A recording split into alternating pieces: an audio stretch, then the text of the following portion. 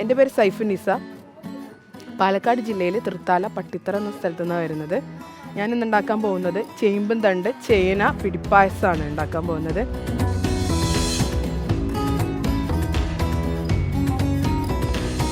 അതിന് തയ്യാറാക്കാനുള്ള ഇൻഗ്രീഡിയൻസ് ഞാനിവിടെ നെയ്യ് എടുത്തിട്ടുണ്ട്, കാഷ്യൂ എടുത്തിട്ടുണ്ട്, നമ്മുടെ അരിപ്പൊടി എടുത്തിട്ടുണ്ട്, ഒന്നാം പാല്, ചേന, ചേമ്പും തണ്ട് ഒന്ന് വേവിച്ച് മിക്സിയിലൊന്ന് ക്രഷ് ചെയ്തെടുത്തിട്ടുണ്ട്.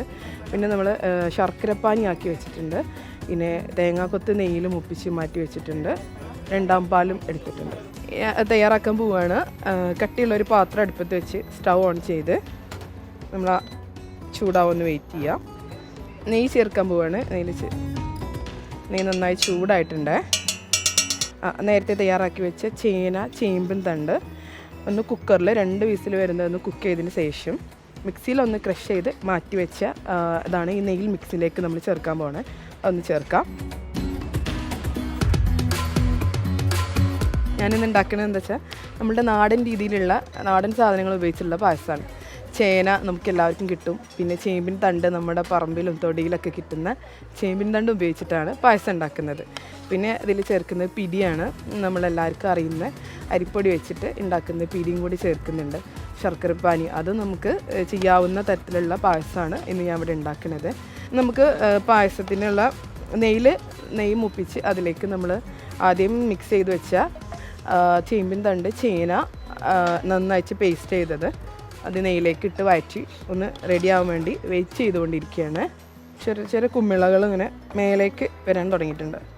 ഏകദേശം നമുക്ക് ആ ഒരു വഴണ്ടി വന്നു എന്നുള്ളത് കണക്കാക്കാം. ഈ സമയത്താണ് നമുക്ക് ഇതിലോട്ട് ശർക്കരപ്പാനി ചേർക്കുന്നത്.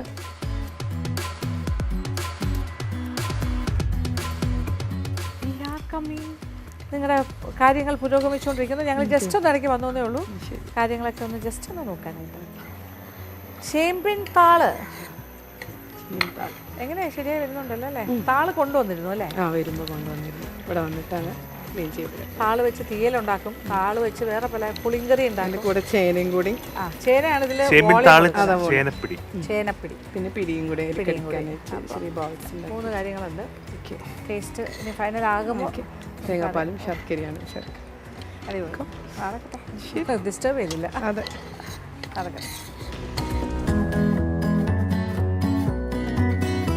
അല്പസമയം കാത്തിരിക്കാം. ഒന്നാം പാൽ ചേർക്കണമെന്നുണ്ടെങ്കിൽ നമ്മൾ നേരത്തെ തയ്യാറാക്കി വെച്ച് ശർക്കരപ്പാനിയും തേങ്ങാപ്പാലും രണ്ടാം പാലൊക്കെ ചേർത്ത് നന്നായിട്ട് മിക്സ് ചെയ്ത് കുറുകി വരുന്ന സമയം വരെ നമുക്കൊന്ന് കാത്തിരുന്നേ പറ്റൂ. ചെയ്തുകൊണ്ടിരിക്കുകയാണ്. അപ്പോൾ രണ്ടാം പാൽ ചേർത്ത് നമ്മുടെ ശർക്കരപ്പാനി ചേർത്തു നന്നായിട്ടൊന്ന് കുറുകി വരുന്നവരെ കാത്തിരിക്കാം. ഏകദേശം നമ്മുടെ തേങ്ങാപ്പാലും ശർക്കരപ്പാനിയും നേരത്തെ ചെയ്ത് വെച്ച ചേമ്പിൻ തണ്ടും ചേന മിക്സൊക്കെ നന്നായിട്ട് വറ്റി കുറുകി വന്നിട്ടുണ്ട്. നമുക്ക് ചേർക്കേണ്ടത് ഒന്നാം പാലാണ്. കട്ടിയുള്ള ഒന്നാം പാലാണ് ഇനി ഇതിലേക്ക് ചേർക്കാൻ പോകണേ. ഇനി നമ്മൾ അടുപ്പത്ത് നിന്ന് മാറ്റാൻ പോവുകയാണേ. ഇനി നമുക്കിതിലേക്ക് പിടി ആവശ്യമുണ്ട്. അപ്പോൾ പിടി ഉണ്ടാക്കാനുള്ള സാധനങ്ങൾ തയ്യാറാക്കാൻ പോവുകയാണേ. തേങ്ങാപ്പാൽ ഒഴിച്ച് പാത്രത്തിലേക്ക് ഒരു നുള്ള ഉപ്പ് നമ്മുടെ ടേസ്റ്റ് ഒന്ന് ബാലൻസ് ചെയ്യാൻ വേണ്ടിയിട്ടാണ്.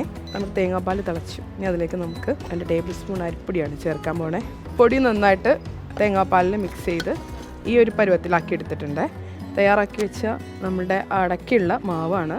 നന്നായി കുഴച്ച് മിക്സ് ചെയ്ത് വെച്ചിട്ടുണ്ടായിരുന്നു. നമ്മുടെ കൈവെള്ളയിലിട്ട് ചെറിയ കുഞ്ഞു ബോൾസാക്കി നമുക്ക് മാറ്റണം. ഓരോരുത്തരും ഓരോ വ്യത്യസ്ത തരത്തിലാവും നമ്മുടെ പിടി ഉണ്ടാക്കുക. എൻ്റെ ഒരു സ്റ്റൈൽ എന്ന് പറഞ്ഞാൽ ഞാനൊരു സ്റ്റൈലിലാണ് ഉണ്ടാക്കുന്നത്. ഇത് കുറച്ചുകൂടെ ഒരു ക്ഷമയോടുകൂടി ചെയ്യേണ്ട കാര്യമാണ്. കുഞ്ഞു ബോൾസാക്കുമ്പോൾ നമ്മൾ പായസത്തിൽ കഴിക്കാനായിട്ട് അടിപൊളിയായിരിക്കും. തയ്യാറാക്കി വെച്ച പിടി തിളച്ച വെള്ളത്തിലോട്ട് ഇടാൻ പോവുകയാണേ. തേങ്ങാപ്പാൽ തിളപ്പിച്ച് പൊടി അതിലിട്ട് മിക്സ് ചെയ്തിട്ടാണ് ഈ ബോൾസ് മീൻസ് ഈ പിടികൾ ഉണ്ടാക്കിയിട്ടുള്ളത്. ഇനി നമ്മൾ നേരത്തെ തയ്യാറാക്കി വെച്ച പിടി തിളപ്പിച്ചെടുത്തിട്ടുണ്ട്. അതൊന്ന് ഊറ്റാൻ പോവുകയാണ്. നേരത്തെ ഉണ്ടാക്കി വെച്ച പിടി ഇതിൽ ചേർക്കാൻ പോവുകയാണ്. നന്നായിട്ടൊന്ന് മിക്സ് ചെയ്യുക.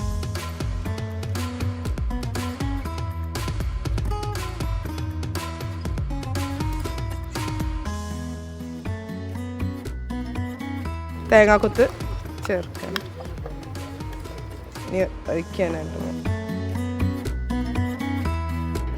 ലാസ്റ്റ് സ്റ്റേജിലാണ് ഏലക്കാപ്പൊടി ചേർക്കുന്നത്. കാരണം എന്താ വെച്ചാൽ അതിൻ്റെ ഫ്ലേവറും അതിൻ്റെ മണത്തെ പായസത്തിൽ കറക്റ്റായിട്ട് കിട്ടാൻ വേണ്ടിയിട്ടാണ്. നമ്മളുടെ ഫൈനലി നമ്മൾ പായസം റെഡി ആയിട്ടുണ്ട്.